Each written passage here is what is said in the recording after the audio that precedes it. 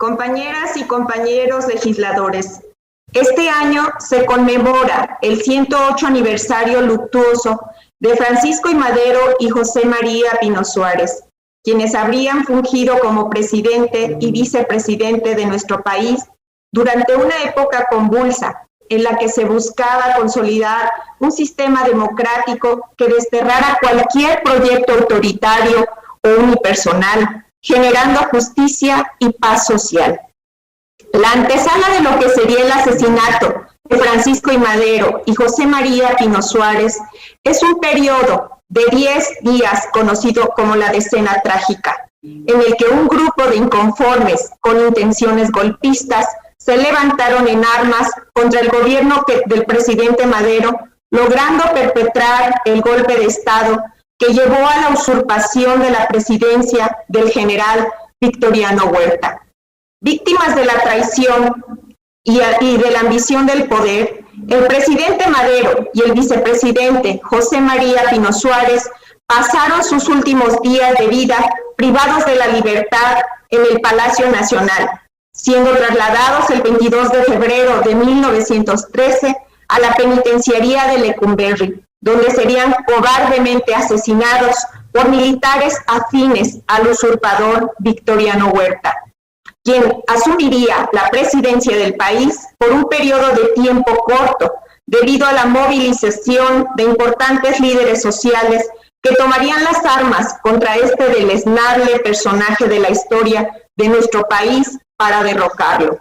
Venustiano Carranza y caudillos como Álvaro Obregón, Plutarco Elías Calles, Francisco Villa y Emiliano Zapata tomaron las armas para poder derrocar al gobierno de Huerta, manteniendo los ideales de la Revolución Mexicana hasta su consumación con la promulgación de la Constitución de 1917 por Venustiano Carranza.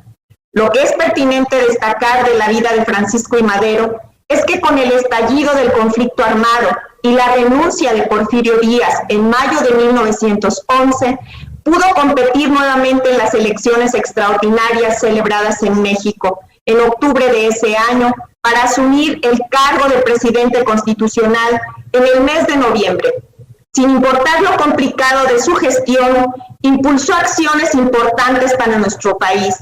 El apóstol de la democracia, como también se le conoce al presidente Francisco I. Madero, promovió medidas para redistribuir la tierra, puso en marcha acciones para mejorar la atención sanitaria y educativa de la población y aprobó la reducción de la jornada laboral, que pasó de 12 a 10 horas.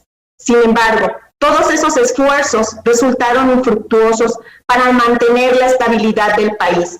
Sin importar que el gobierno del presidente Madero solamente duró 15 meses, se esforzó por respetar la libertad de prensa e impulsar la renovación de la política mexicana, además de aprobar el derecho a la huelga y legalizar la libertad sindical. Francisco I. Madero es recordado por principios fundamentales que a la fecha subsisten en nuestro país, como es el lema de sufragio efectivo, no reelección, con el que inició en 1910 la Revolución Mexicana, que tuvo como objetivo terminar con la dictadura de Porfirio Díaz, con lo que se aspiraba a que nunca más una persona se perpetuara en el poder, como hasta el momento del estallido del movimiento revolucionario lo había hecho Porfirio Díaz.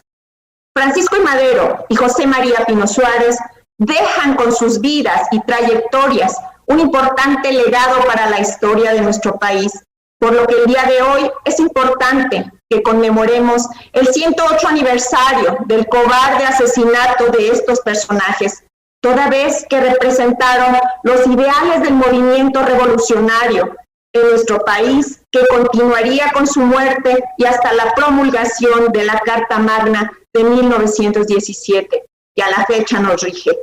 Documento que contiene en sí mismo todos los ideales, los anhelos, las aspiraciones de la nación y los principios democráticos y sociales esenciales como la igualdad, la justicia, la equidad y la libertad.